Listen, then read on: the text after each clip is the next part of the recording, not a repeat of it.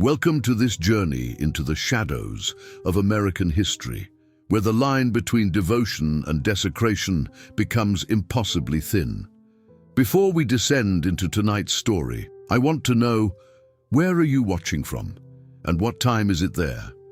Are you alone in the dark, or seeking company in these haunted tales? Leave a comment below.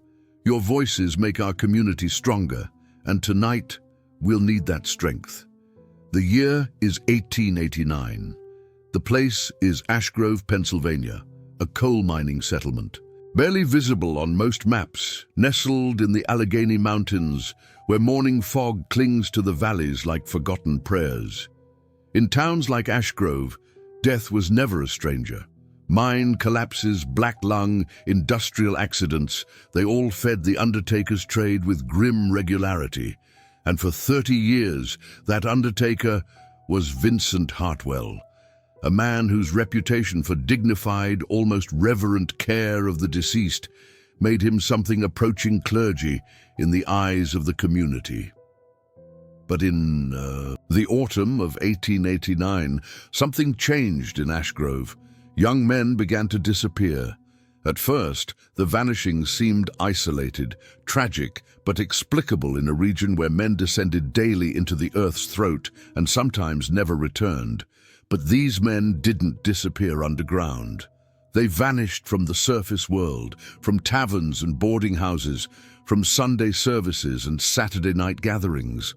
And when their bodies were eventually found, weeks or sometimes months later, they were discovered in conditions that defied natural explanation. They were too well preserved, too carefully arranged, too loved. The investigation that followed would uncover something far more disturbing than simple murder. It would reveal a secret that had festered in the Hartwell funeral home for years, a secret kept by Vincent Hartwell's only daughter, Eleanor, a 19-year-old woman whose obsession with the dead had long ago crossed boundaries that even death itself should have protected. But here's what makes this case truly unforgettable, and why it continues to disturb researchers more than a century later. The evidence suggests that Eleanor Hartwell may not have acted alone. The journals, the testimony, the physical evidence, all of it points to a possibility too horrific for the 1889 investigators to fully acknowledge. That a father might have known, that he might have helped, that he might have shared in his daughter's profane devotion to the dead. Tonight, we'll examine the complete case file of Eleanor Hartwell, the Undertaker's daughter, whose love for the dead would transform a respected funeral home into something resembling a temple of necrophilic worship. We'll walk through the testimonies, the discoveries, and the fragments of evidence that emerged decades after the central events, pieces of a puzzle that even now refuses to form a complete picture. This is not a story with easy answers. This is not a tale where justice prevails cleanly, or where the truth reveals itself in satisfying clarity. This is the story of Eleanor Hartwell, and it remains, to this day, one of the most disturbing unsolved mysteries in Pennsylvania history. The fog is rolling in over Ashgrove tonight, just as it did in 1889. Let's step inside the Hartwell funeral home, where the candles burn low and the dead wait with infinite patience. To understand Eleanor Hartwell, we must first understand the world that shaped her, a world where death was both intimate and omnipresent, where the Victorian obsession with mourning rituals created a culture that simultaneously revered and fetishized the deceased. In 1880s Pennsylvania, the funeral industry was transitioning from informal community care of the dead to professionalized undertaking. The Hartwell family had operated their funeral home since 1859, when Vincent Hartwell, then just 23 years old, inherited the business from his father. The Hartwell establishment occupied a large Victorian house on the edge of Ashgrove. A three-story structure painted a respectable dark grey with black trim, the traditional colors of the mourning trade.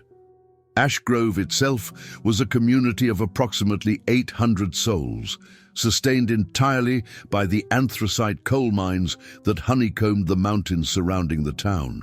Life expectancy for miners rarely exceeded 45 years.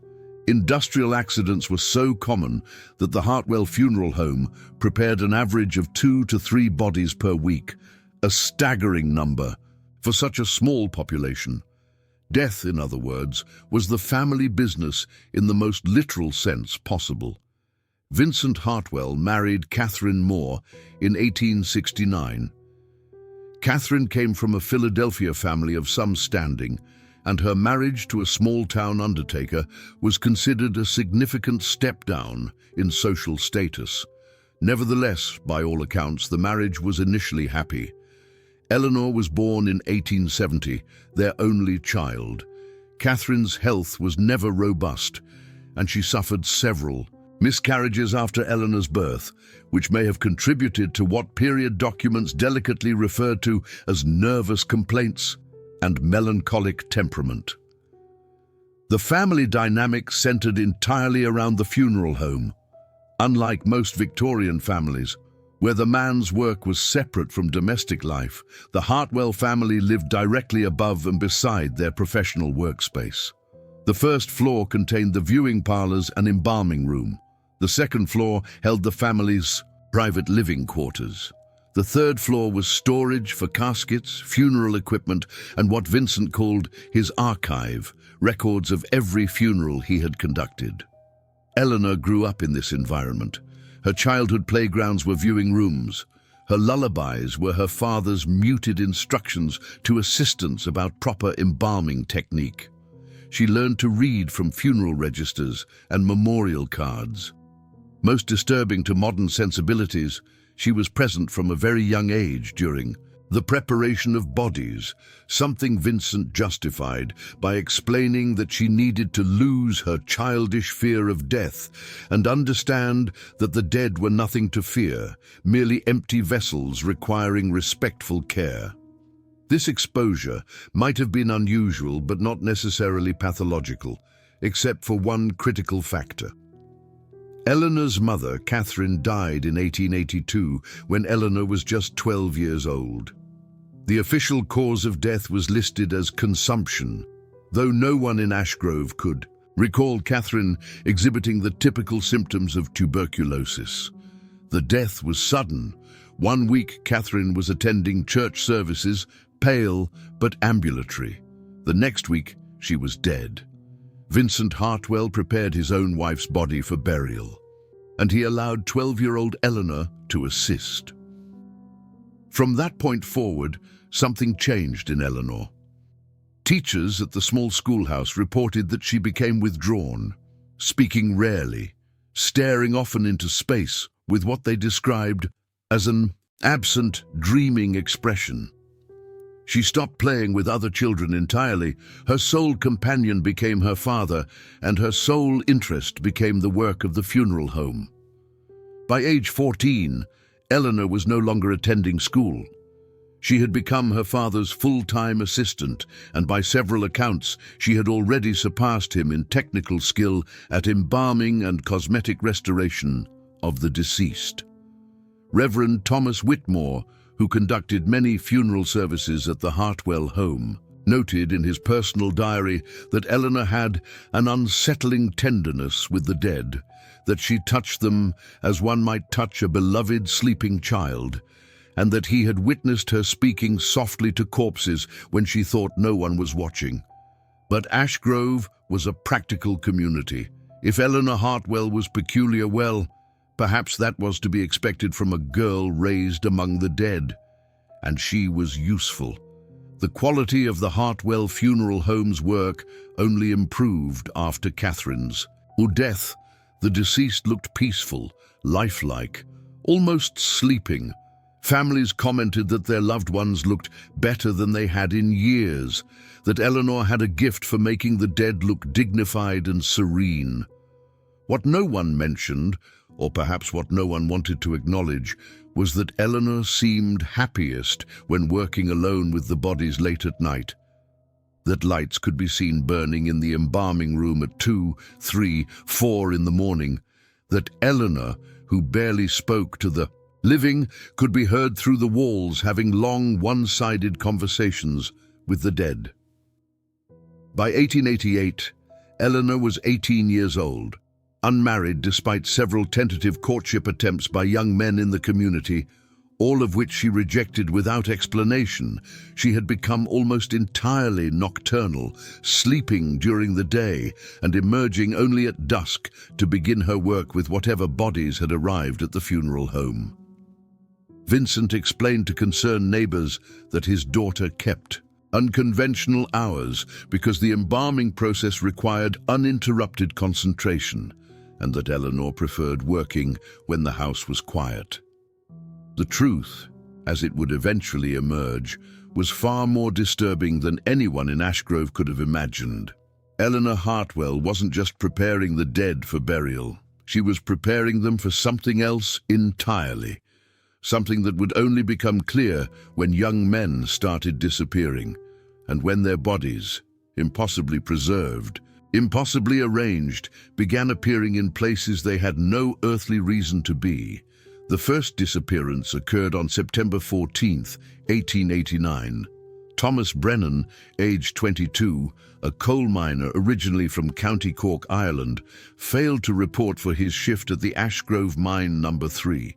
This was unusual for Brennan, who was known as reliable, sending money back to his family in Ireland every month without fail. His boarding house landlady, Mrs. Dorothea Klaus, reported that she had last seen him on the evening of September 13th, leaving the boarding house dressed in his Sunday clothes, which was odd because it was Thursday. When questioned, Mrs. Klaus recalled something strange. Brennan had mentioned he was going to help with a laying out at the Hartwell funeral home. A mutual acquaintance had died, another young miner named Patrick Sullivan, and Brennan wanted to pay his respects. But here's the crucial detail. Patrick Sullivan hadn't died. He was alive and working his regular shift. There had been no funeral, no body, no reason for Brennan to visit the Hartwell establishment that night. Vincent Hartwell, when questioned by the town constable, had no memory of Brennan visiting. Eleanor, characteristically silent, simply shook her head. The constable, a man named George Fenton, noted in his report that Eleanor would not meet my eyes and seemed to tremble when her father spoke, though whether from fear or some other emotion I could not determine. Thomas Brennan's body was found 6 weeks later on October 29th by hunters in a clearing approximately 3 miles from Ashgrove. The discovery was shocking, not because of decomposition, but because of the lack of it. Brennan's body was remarkably well preserved, dressed in clean clothes that weren't his own, positioned on a bed of pine boughs, with his hands folded across his chest as if laid out for viewing. His face had been carefully cleaned and groomed. Most disturbingly, his lips had been painted with rouge, a cosmetic practice common in funeral preparation but bizarre in a wilderness clearing. The county medical examiner, Dr. Harold Pritchard, noted several impossibilities in his official report. First, Brennan had been dead for approximately 5 to 6 weeks, yet showed minimal signs of decomposition. Second, the body had clearly been stored indoors, somewhere cool and dry, before being moved to the clearing. Third, and most disturbing, there were signs of post-mortem care that could only have been performed by someone with professional embalming knowledge. Brennan's body had been partially embalmed, the process interrupted but sufficient to preserve him far beyond what nature would allow. But the detail that horrified Dr. Pritchard most, the detail he almost left out of his official report, was this. There were marks on Brennan's body that suggested intimate contact after death. The positioning of the limbs, the careful grooming, the application of cosmetics, all of it suggested that someone had spent considerable time with the corpse, caring for it, perhaps even embracing it. Before the community could fully process Thomas Brennan's death, A second disappearance occurred. James Whitmore, aged 24, nephew of Reverend Thomas Whitmore, vanished on November 3rd, just 5 days after Brennan's body was discovered. James had last been seen near the Hartwell funeral home, where he claimed to be delivering firewood. He never arrived home. Now the pattern became impossible to ignore. The Hartwell funeral home sat at the center of both disappearances, and Eleanor Hartwell, with her nocturnal habits and her unsettling intimacy with the dead, became the focus of whispered speculation. Reverend Whitmore, despite his personal connection to the second victim, tried to maintain Christian charity in his public statements. But his private diary, discovered decades later in the archives of the Ashgrove Methodist Church, tells a different story. On November 10th, 1889, he wrote, "I fear we have harbored something unholy among us. The Hartwell girl is not right in her soul. I have seen her touch the dead with a lover's tenderness. I have heard her whisper to them as a bride whispers to her groom. God forgive me. I have said nothing, and now my nephew is missing. If he is found as Brennan was found, God help us all, for we have been blind to evil dwelling in our midst." James Whitmore's body was discovered on December 1st in the cemetery behind the Methodist Church, hidden in the Hartwell family mausoleum where Catherine Hartwell had been interred 7 years earlier. The discovery was made by the church sexton, who had gone to perform routine maintenance and found the mausoleum door ajar. Inside, James Whitmore lay on a stone slab beside Catherine Hartwell's casket. He had been dead for approximately 4 weeks. His body showed the same impossible preservation, the same careful grooming, the same intimate attention as Thomas Brennan. But there was something additional, something that made even the hardened county sheriff, who had been called in to take over the investigation, pause before writing his report. James Whitmore had been dressed in a wedding suit, not his own clothes, but a formal black suit from the 1880s, complete with a white silk boutonniere pinned to the lapel. His hands held a bouquet of dried flowers. On his left ring finger was a woman's wedding band, far too small for his hand, forced onto his finger with enough pressure to leave marks on the surrounding skin. The wedding band was identified immediately. It had belonged to Catherine Hartwell, Eleanor's deceased mother. Before we continue, I want to pause here and ask you, what do you think is happening so far? Is this the work of a single disturbed individual, or are we seeing evidence of something more complex? Leave your theories in the comments below. Are we looking at one killer or two? Is Vincent Hartwell a victim of his daughter's madness? Or is he something worse, a participant? Your insights help us think through these dark historical mysteries together. The discovery in the mausoleum changed everything. This was no longer a matter of missing minors and unexplained deaths. This was evidence of deliberate ritualistic behavior. This was someone creating scenarios of death that mimicked life, or more specifically, that mimicked marriage and intimate union. Sheriff William Thorne obtained a warrant to search the Hartwell funeral home on December 3rd, 1889. What he found in the basement of that respectable Victorian house would haunt him for the rest of his life and would raise questions that more than a century later remain unanswered.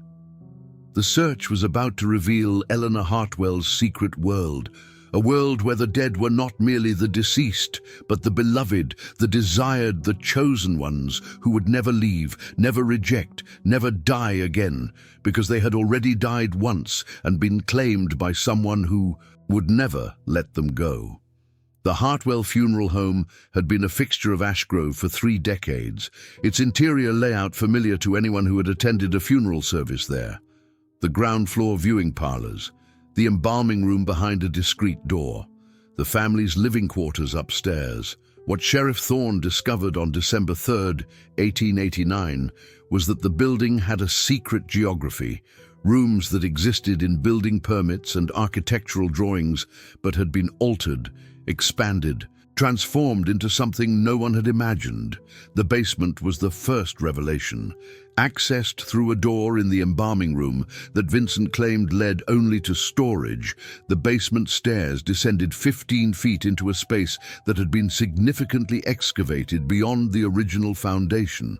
Someone had dug out additional chambers, expanding the basement into a warren of interconnected rooms extending under the backyard, and, most disturbingly, tunneling toward the adjacent cemetery. The air in the basement was cold, far colder than the December weather would explain.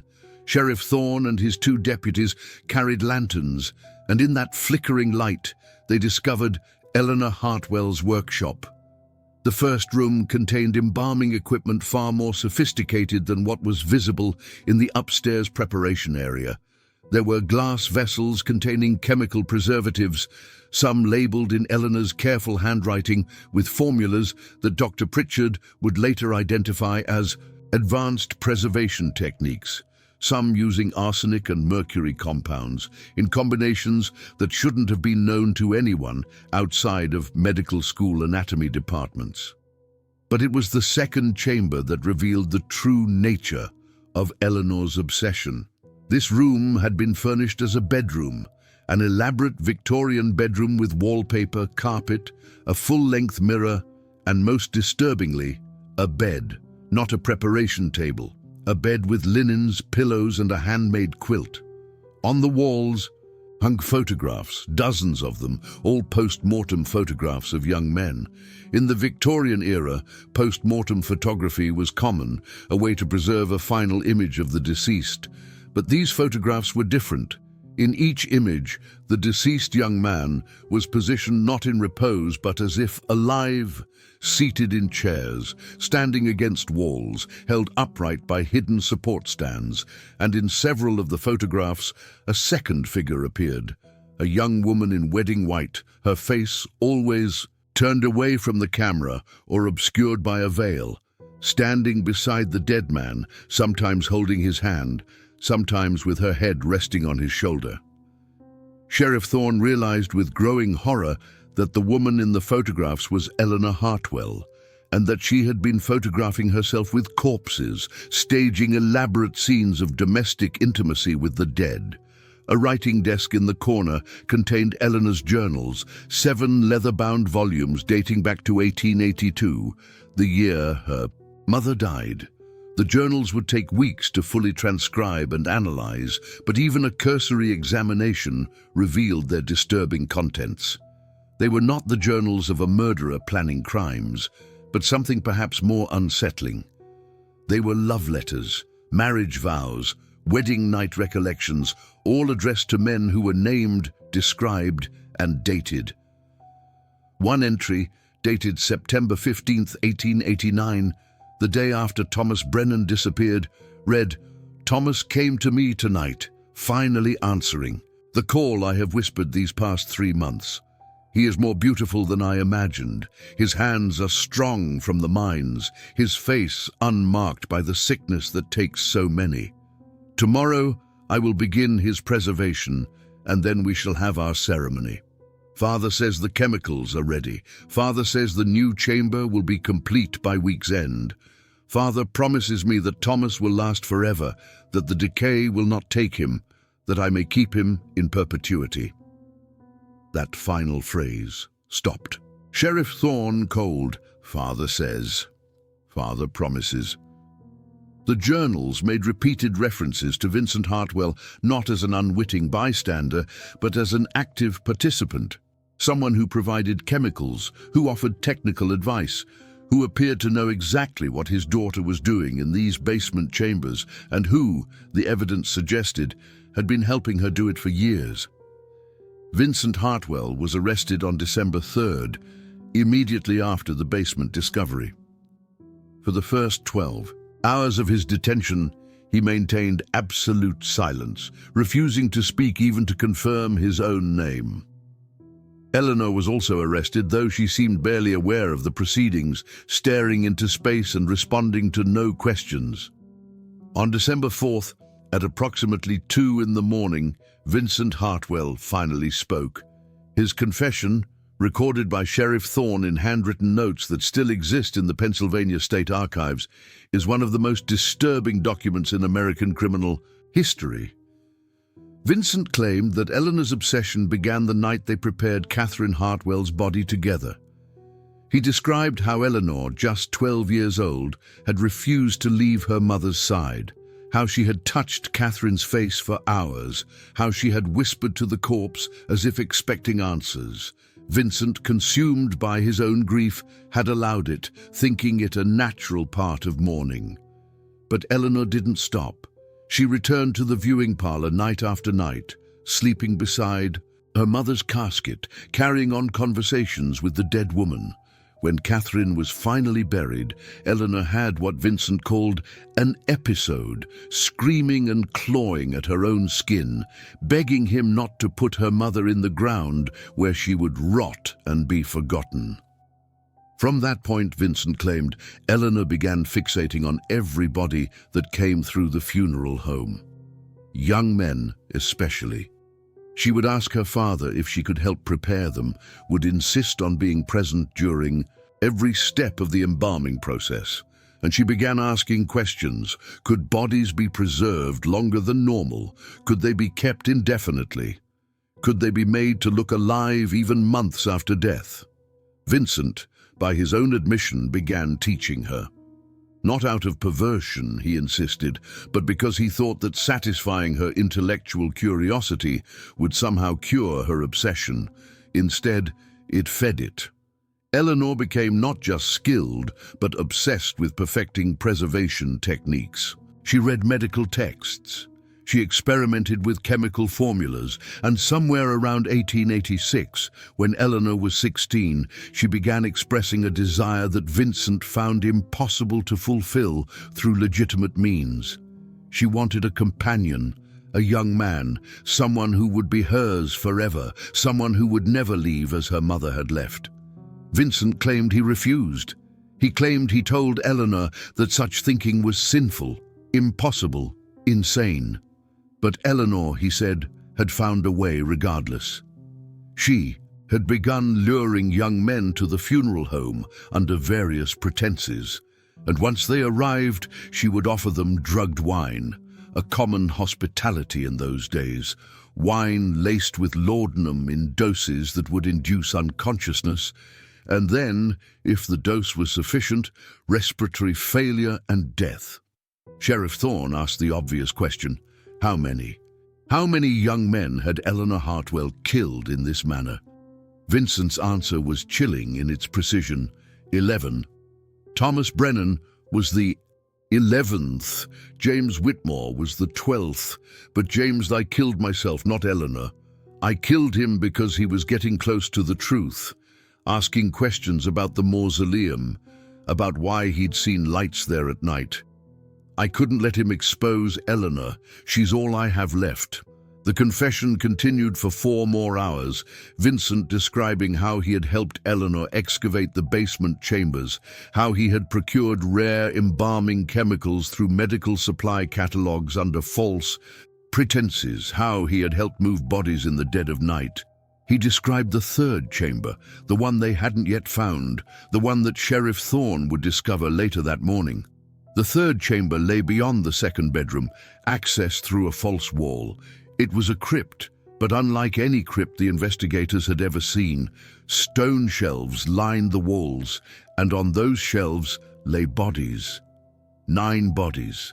9 young men, all perfectly preserved, all dressed in wedding suits, all positioned as if sleeping peacefully. Each body had a nameplate, hand-lettered by Eleanor. Thomas Brennan, my beloved, September 1889. James Whitmore, my eternal companion, November 1889. The dates worked backward through the years, 1888, 1887, 1886. The oldest body, a young man named Peter Morrison, was dated July 1882, just 1 month after Catherine Hartwell's death. Dr. Pritchard, who performed examinations on all 9 bodies, confirmed that the preservation was extraordinary, far beyond normal embalming. The chemical analysis revealed arsenic, mercury, and several compounds that Pritchard couldn't identify, possibly Eleanor's own experimental formulas. Some of the bodies were in such good condition that they looked merely asleep, as if they might wake at any moment. But the detail that disturbed the investigators most wasn't the preservation. It was the evidence of continued care. Each body had been regularly groomed, the hair cut and combed, the clothing adjusted and cleaned, the faces touched with cosmetics to maintain color. These weren't abandoned corpses. These were cherished possessions, beloved companions who received constant, devoted attention. Eleanor, it was clear, had been visiting her collection regularly, perhaps nightly, descending into her basement chambers to spend time with her eternal grooms. The men who would never reject her, never leave her, never die because they were already dead and therefore safe from further loss. The trial of Eleanor and Vincent Hartwell began on March 15, 1890, in the county seat of Bradford. It was, by all accounts, a sensation. Reporters came from Philadelphia, New York, and even Chicago to cover what newspapers called the Undertaker's daughter horror and the Bride of Death case. Vincent Hartwell pled guilty to one count of murder, the killing of James Whitmore, and to multiple counts of unlawful burial and desecration of corpses. He was sentenced to life imprisonment and died in Easton State Penitentiary in 1903, 14 years after his arrest. Eleanor Hartwell never spoke at her trial, not once. She was charged with 11 counts of murder, but proving the murders was nearly impossible. The victims had died from laudanum overdose, but laudanum was a common medication kept in virtually every household. No one had witnessed Eleanor administering poison. The evidence was entirely circumstantial, based primarily on her journals and her father's confession.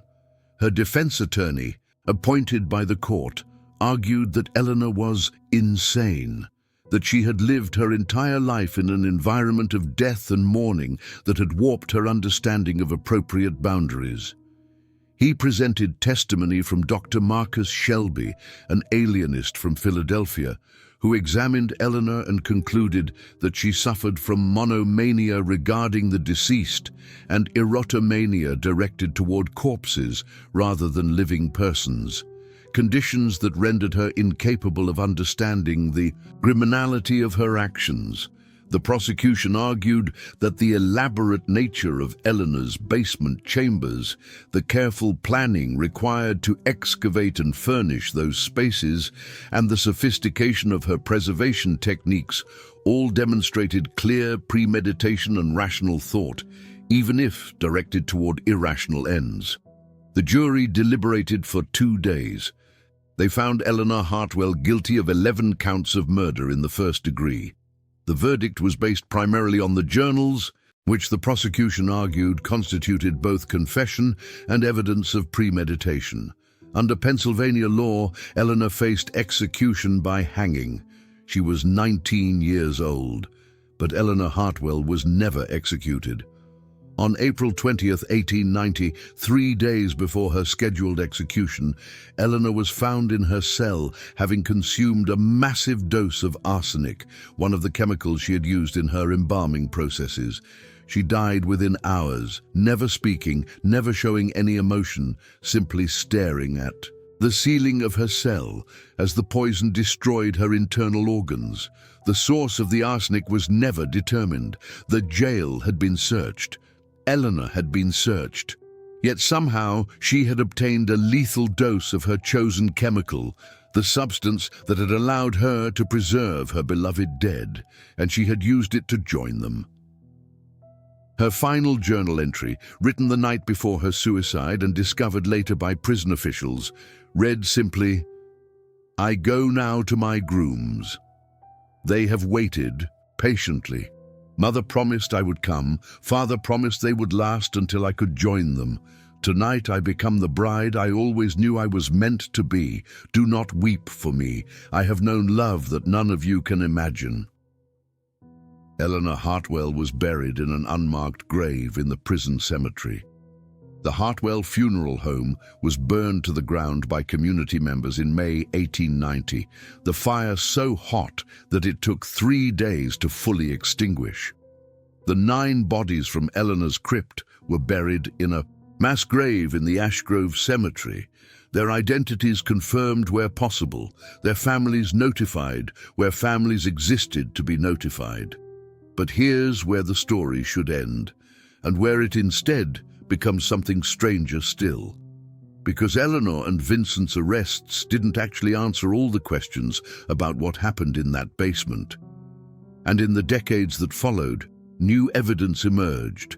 Evidence that suggested the true horror of the Hartwell funeral home went deeper than even the trial revealed. The Hartwell case should have ended in 1890 with Eleanor's suicide and Vincent's imprisonment. But fragments of the story continued to surface for decades, each new discovery adding disturbing layers to what was already one of Pennsylvania's most horrific criminal cases. In 1923, 33 years after the original investigation, a construction crew demolishing the remains of the Hartwell Property Foundation discovered a 4th chamber that the 1889 search had missed. This chamber lay deeper than the others, accessed through a concealed shaft that dropped another 10 feet below the basement level. Inside this chamber, investigators found skeletal remains of at least 6 more individuals, all male, all showing signs of having been carefully arranged, but not preserved with the same sophistication as the bodies found in 1889. Professor Martin Caldwell, a forensic anthropologist from the University of Pennsylvania who was called in to examine the remains, concluded that these bodies predated Eleanor's known victims by several years, possibly dating back to the late 1870s or even earlier. His report, filed with the Pennsylvania State Police in 1924, included a disturbing observation. The preservation techniques attempted on these earlier bodies were crude, experimental, suggesting someone had been practicing embalming methods that went beyond standard funeral practice for years before Eleanor's documented murders began. This discovery raised an uncomfortable question. Had Vincent Hartwell been telling the truth about when Eleanor's obsession began? Or had something been happening in the Hartwell funeral home long before Catherine's death in 1882? Had Vincent perhaps been conducting his own experiments with preserving bodies, creating an environment that shaped Eleanor's later actions? In 1937, a historical researcher named Helen Cartwright was working in the Bradford County Archives when she discovered a cache of letters written by Catherine Hartwell to her sister in Philadelphia between 1878 and 1881. The letters had been donated to the archives by Catherine's great-niece and had never been examined in connection with the Hartwell case. The letters painted a deeply disturbing picture of life in the Hartwell household years before Catherine's death. In an 1879 letter, Catherine wrote, "Vincent has become strange in his devotions to his work. He speaks to the dead as if they can hear him. He spends more time in the preparation room than in our parlor. Eleanor, just 9 years old, follows him everywhere, learning things no child should know. I fear what we are becoming in this house of death." A letter from 1881, just 1 year before Catherine's death, was even more explicit. "I found Vincent in the basement last night with one of his subjects, a young man from the mines who died in a collapse. Vincent was speaking to him, asking him questions as if expecting answers. Eleanor was there too, watching. When I demanded to know what they were doing at such an hour, Vincent became angry in a way I have never seen. He told me I did not understand the sacred nature of their work, that they were preserving more than bodies. They were preserving souls. Sister, I am frightened. I think my husband has lost his mind, and I fear he is taking our daughter with him into madness." Catherine's final letter, dated April 1882, just 2 months before her death, contained a single chilling line.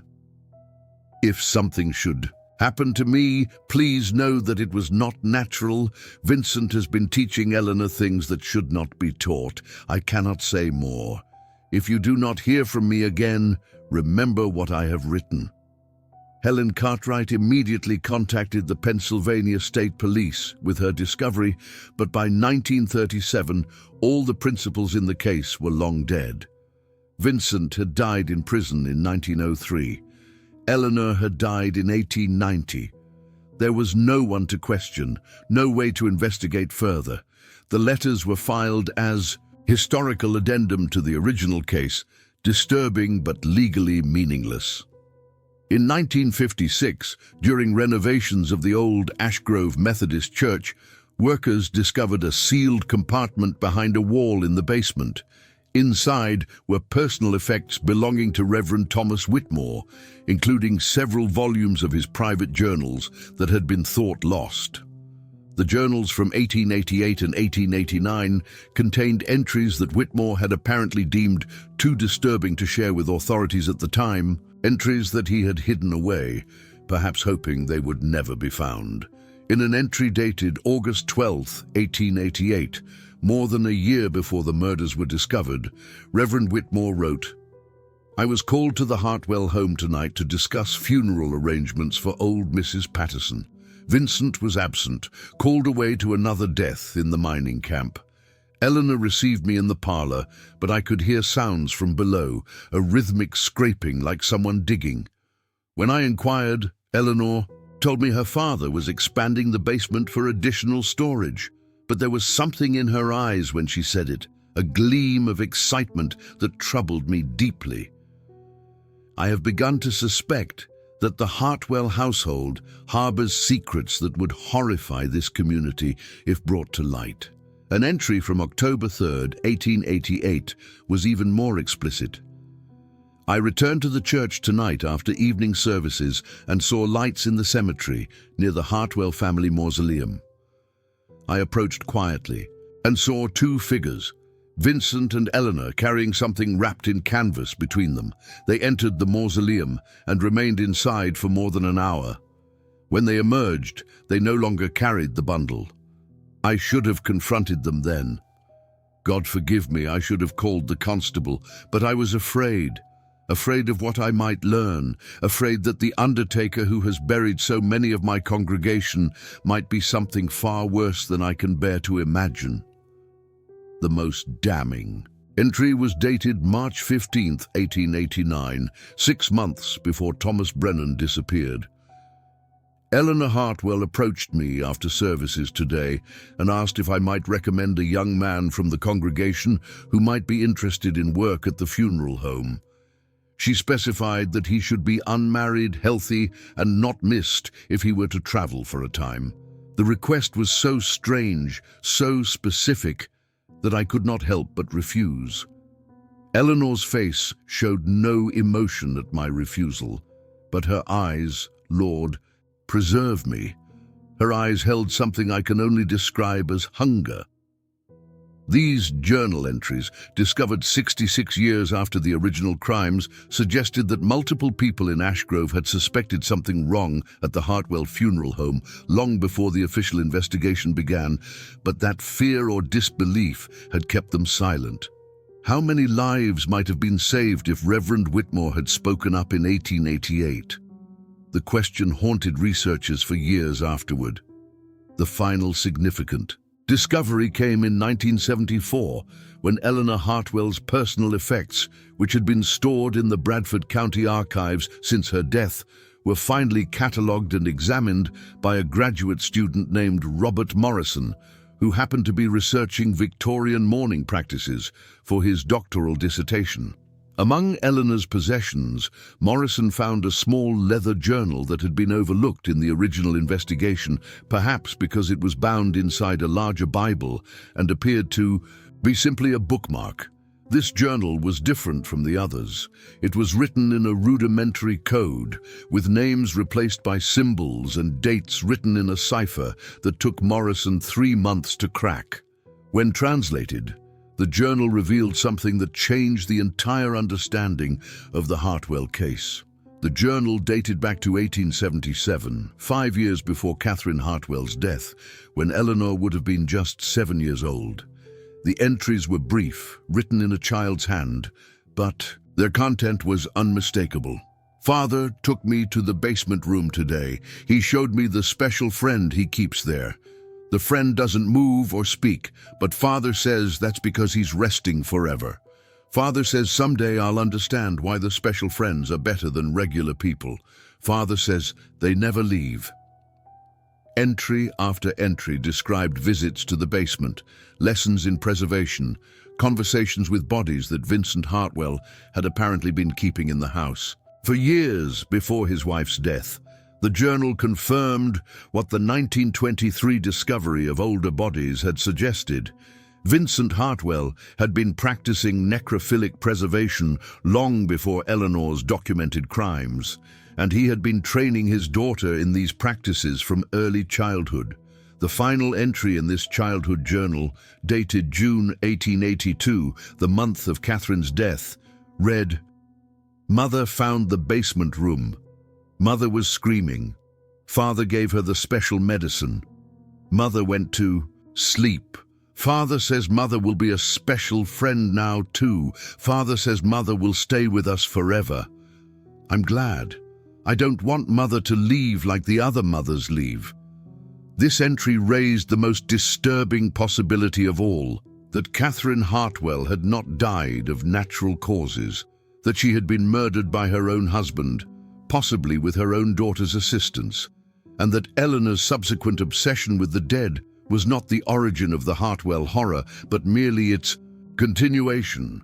Robert Morrison published his findings in 1976 in the Journal of Criminal Psychology, and the case was briefly reopened by Pennsylvania authorities. However, with all principals long dead and no possibility of prosecution, the investigation was merely formal, serving only to add these new discoveries to the official record. The Hartwell case file, as it exists today in the Pennsylvania State Archives, contains thousands of pages of testimony, evidence, journals, letters, and forensic reports spanning from 1889 to 1976. It remains one of the most thoroughly documented cases of familial pathology and necrophilic murder in American history, and one of the most disturbing examples of how secrets can fester in isolated communities across generations. We have walked through the evidence together, examined the journals, traced the discoveries across nearly a century, and now we stand where every investigator, every researcher, every person who has studied the Hartwell case eventually stands at the edge of understanding, looking into an abyss that refuses to offer clear answers. What happened in the Hartwell funeral home between 1877 and 1889? What drove Vincent Hartwell, a respected undertaker, to begin preserving bodies beyond death and keeping them in secret basement chambers? What transformed Eleanor from a child into someone who would methodically murder 11 young men so she could preserve them as eternal companions? The evidence allows for 3 primary theories, each as disturbing as the others, none provable with absolute certainty. Theory 1. Eleanor as primary actor. This is the theory the original prosecution presented. Eleanor, traumatized by her mother's death at a formative age, developed an obsessive attachment to the deceased that manifested as sexual fixation and eventually led to serial murder. Vincent, in this version, was a guilt-ridden accomplice who helped his daughter out of misguided paternal love, unable to stop her but unable to turn her in. This theory treats Eleanor as the monster and Vincent as the tragic enabler. Theory 2. Vincent as original perpetrator. This theory, supported by the later discoveries, suggests that Vincent Hartwell was practicing necrophilic preservation long before Catherine's death, that he systematically groomed his daughter into sharing his obsessions, and that Eleanor's crimes were essentially learned behavior, taught by a father who had been conducting his own secret practices for years. In this version, Eleanor is still guilty of murder, but she is also a victim of profound childhood abuse and psychological manipulation.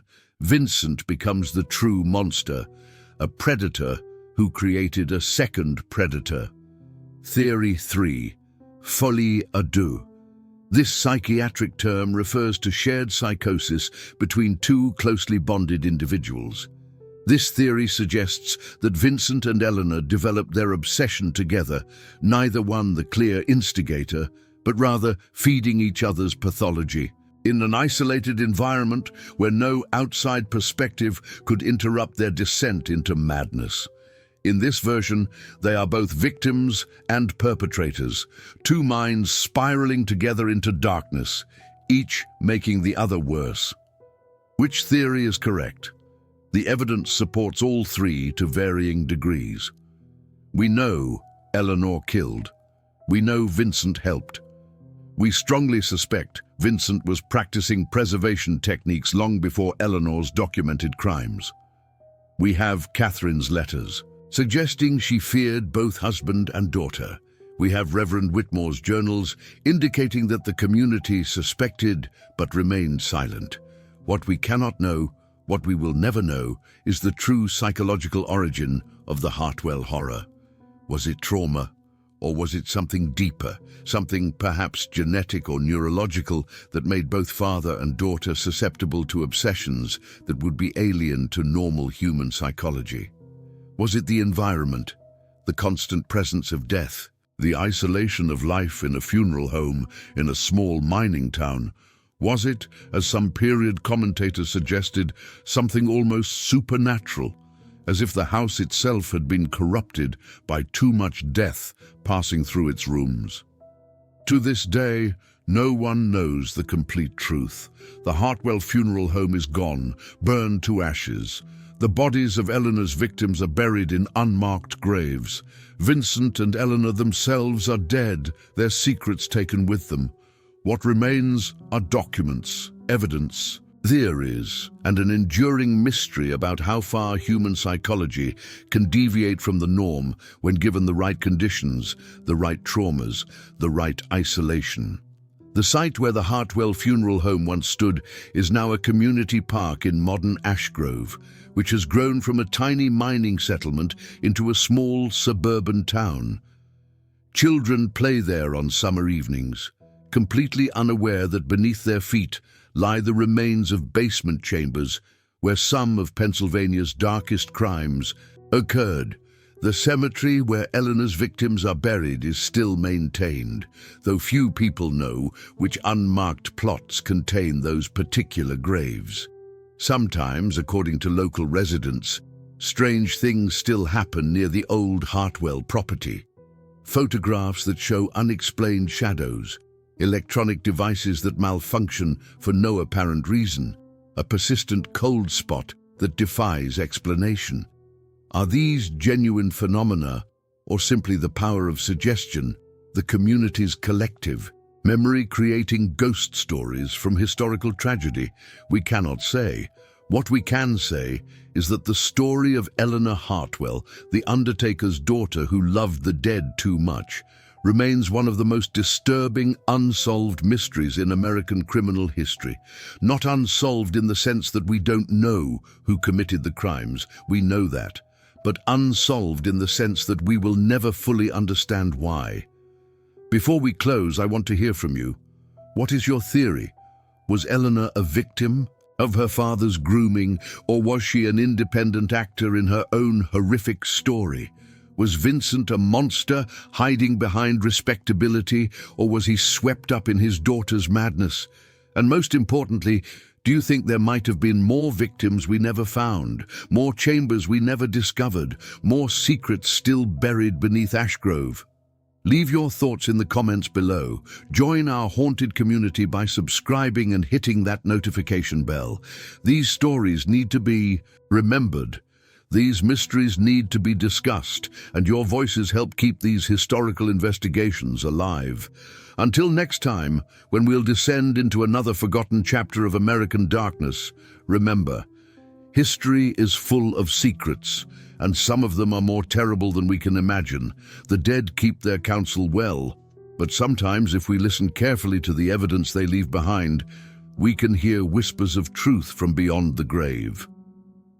Thank you for joining me on this journey into the shadows. Stay curious, stay critical, and stay with us as we continue exploring the darkest corners of history.